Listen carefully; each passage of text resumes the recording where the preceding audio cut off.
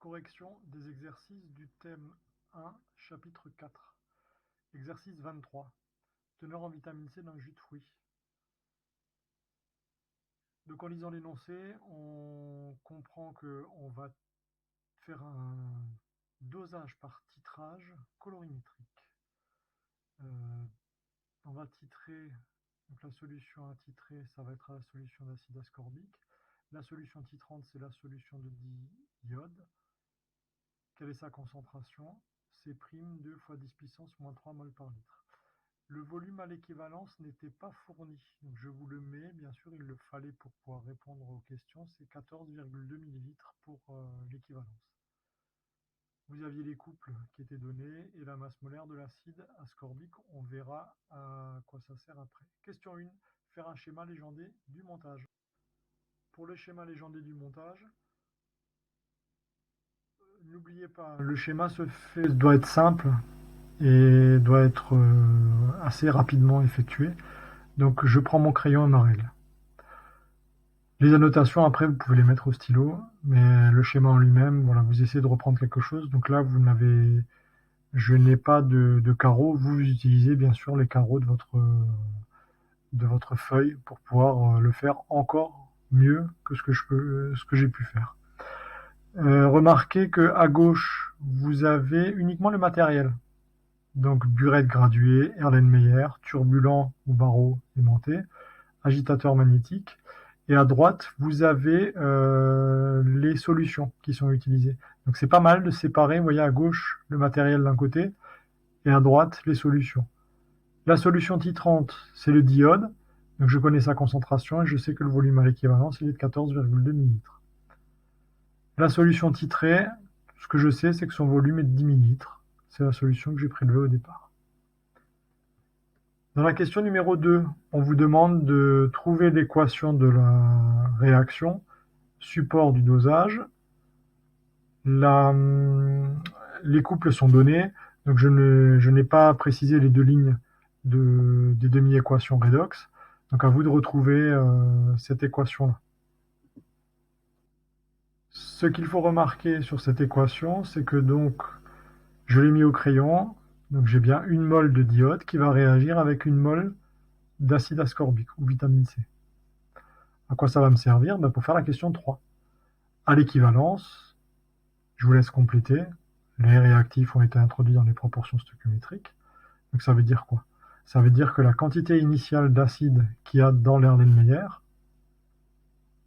elle doit être égale à l'équivalence à la quantité de matière de diode rajoutée à l'équivalence. Je ne l'ai pas écrit, mais on peut très bien faire sur 1 et sur 1 pour respecter les nombres stoichiométriques. De cette façon. Une fois que j'ai défini la relation, je vais chercher quoi? J'ai tout ce qu'il me faut, je connais tout concernant la quantité de matière de diode, puisque c'est la concentration et c'est le volume à l'équivalence. Donc ça va me permettre de trouver la quantité de matière. En fait, dans la question 4, on vous demandait la quantité de matière, donc en fait, ce volume-là, pour cet exercice, n'était pas utile.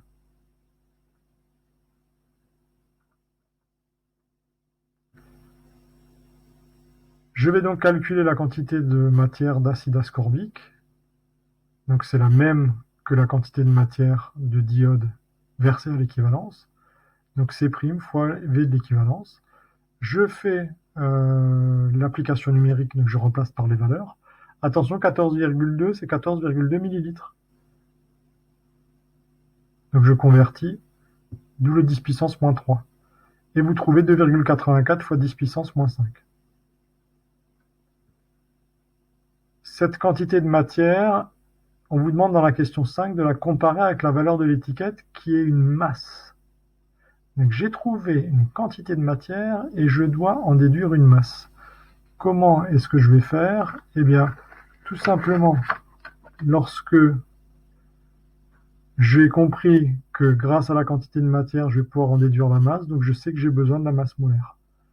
Donc la masse, c'est la quantité de matière fois la masse molaire. Je fais le produit, je trouve une masse en grammes qui est très faible, 5 fois 10 puissance moins 3. mais ça fait bien 5 mg. Donc dans cette petite ampoule, on a 5 mg d'acide ascorbique. Les résultats sont en accord avec l'étiquette. Je continue avec l'exercice suivant qui était l'exercice sur le sel nitrité. Donc nitrité parce qu'il contient des nitrites, hein. C'est du nitrite de sodium qu'on utilise. Alors la masse molaire de nitrite de sodium n'était pas fournie dans certains livres, dans les exercices, on demande aux élèves de regarder les masses molaires dans le livre, donc c'est pour ça qu'elle n'était pas donnée. Vous à la maison, c'est pareil, vous avez le livre, donc vous prenez la masse molaire du sodium 23, la masse molaire de l'azote 14, la masse molaire de l'oxygène 16 fois 2, et vous obtenez donc 69 grammes par mol. On voit qu'on a un dosage qui est par titrage qui est effectué. Donc on dose 10 millilitres d'une solution une solution qui contient des nitrites de rillettes. Donc en fait, un pot de 500 grammes, on ne vous précise pas comment, mais en fait, les 500 grammes, on les a mis dans une solution, on en a fait 200 millilitres. Donc en fait, ces 200 millilitres contiennent tous les nitrites. Et qu'il n'y a pas autre chose qui m'intéresse dedans. Je ne vais en prélever que 10 millilitres pour faire le titrage. Donc, attention tout à l'heure, il faudra se ramener au volume de départ qui était de 200 millilitres. Vous voyez que là, il y a un rapport de 20 entre le prélèvement qui est effectué et la solution de départ. Donc on se doute bien que les nitrites dans le pot de rillettes, il y en a 20 fois plus que ce que je vais trouver avec le titrage.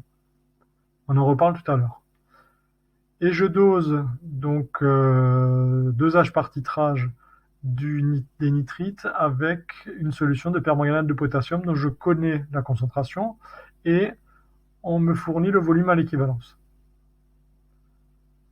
Je vous ai tout de suite donné la réaction support du dosage. Donc le permanganate réagit avec le nitrite et je vous ai mis en couleur les nombres stoichiométriques qui vont sûrement être utiles pour la fin. On va définir d'abord la stratégie. C'est un problème à résoudre, donc malheureusement, vous n'allez pas le résoudre en une ligne. Donc il faut définir les différentes étapes. On va y réfléchir tout d'abord ensemble. La stratégie que je vais mettre en place est la suivante. J'ai fait un titrage, donc a priori, je vais pouvoir en déterminer la quantité de matière, de nitrite. Donc je vais utiliser l'équivalence. Je vais calculer la quantité de matière de nitrite. Et comme dans l'exercice précédent sur la vitamine C, je vais pouvoir en déduire la masse de nitrite. Attention, problème, cette masse de nitrite, elle est contenue dans un prélèvement qui était de 10 millilitres. Donc il faudra que je pense bien à ramener ensuite la masse par rapport à la solution de départ qui était de 200 millilitres. Donc en gros, la masse que j'aurais trouvée ici, je la multiplierai par 20, puisque entre 10 et 200, on a un facteur 20. Et une fois qu'on aura trouvé la masse dans un pot, on va le comparer à la législation. Attention, j'attire votre attention tout de suite, la législation, c'est 100 mg de nitrite par kilogramme d'aliment. Or, le pot fait 500 grammes. Donc, il faudra se ramener à 1 kg pour pouvoir faire la comparaison correctement. Maintenant que j'ai défini ma stratégie, je me lance. Première étape, j'utilise l'équivalence. Donc, à l'équivalence, les réactifs ont été introduits dans les proportions stoichiométriques. Donc, si on utilise la réaction, donc la quantité de matière de nitrite initialement présente divisée par 5, à l'équivalence, elle doit être égale à la quantité de matière de permanganate versée à l'équivalence divisée par 2. Attention à la stoichiométrie. Je cherche quoi? Je cherche la quantité de matière de nitrite initialement présente. Donc ça va me faire 5 demi de la quantité de matière de permanganate versée à l'équivalence. Cette quantité de matière, c'est C fois V. Donc C fois le volume à l'équivalence. Attention, j'utilise une notation de l'exercice. L'équivalence, elle est de 11,2 millilitres. Donc Je convertis la valeur en litres, puisque là j'ai une concentration en mol par litre. Et quand on fait le calcul, donc on a 2,8 fois 10 puissance moins 5 mol dans 10 millilitres. À quelle masse ça correspond? Eh bien, ça correspond à une masse que je vais calculer. Donc, je sais que la quantité de matière, c'est la masse sur la masse molaire. Donc, la masse, c'est la quantité de matière fois la masse molaire. Je reprends ma valeur fois la masse molaire qui a été donnée au départ, 69 grammes par mol. Et je trouve 1,9 fois 10 puissance moins 3 grammes. Donc, ça fait 1,9 mg dans 10 millilitres. Attention maintenant, tout le pot de rillettes a été dissous pour faire une solution de 200 millilitres. Donc ça veut dire que dans mon prélèvement de 10 millilitres, il y avait 1,9 mg. Donc vous vous doutez bien que dans un volume de 200 millilitres, on en a 20 fois plus. Donc je multiplie par 20, ou alors vous faites un produit en croix si vous préférez. Et donc je trouve une masse de 38,6 mg dans le pot. Maintenant, je vais comparer cette valeur à la législation. Pour comparer cette valeur à la législation, il faut tout simplement que je fasse attention à une chose, c'est que le pot de rillettes ne fait que 500 grammes. La législation, elle est donnée pour 1 kg d'aliments. Donc, il faut que je multiplie la quantité par 2. Donc, dans la rillette, j'ai 38,6 mg. Donc, j'en ai 2 fois plus dans le pot. Attention, toutes les valeurs que je note sont des arrondis. Mais quand je fais mes calculs, je reprends les valeurs entières de la calculatrice. D'accord? Donc vous voyez, 38,6 fois 2. Certains vont me dire, ah ouais, mais ça fait 77,2. Pourquoi 0,3? Ben, refaites tout le calcul avec les valeurs entières sur la calculatrice, vous verrez que on est plus proche de 77,3.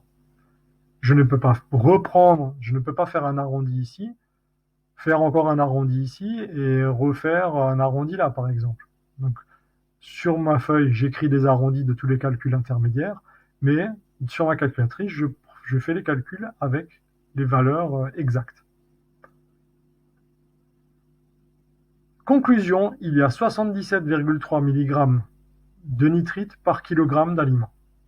La législation me dit que si on a moins de 100 mg de nitrite par kilogramme, c'est conforme à la législation. Donc là, on a des rillettes qui sont conformes à la législation. Attention quand même pour terminer, donc avec ces nitrites qui sont des conservateurs qui sont présents dans toutes les charcuteries, ça donne une belle couleur rosée à la viande souvent, ça sert de conservateur, mais attention, il y a des problématiques par rapport à la santé, donc ne pas en consommer de façon excessive. Merci à vous.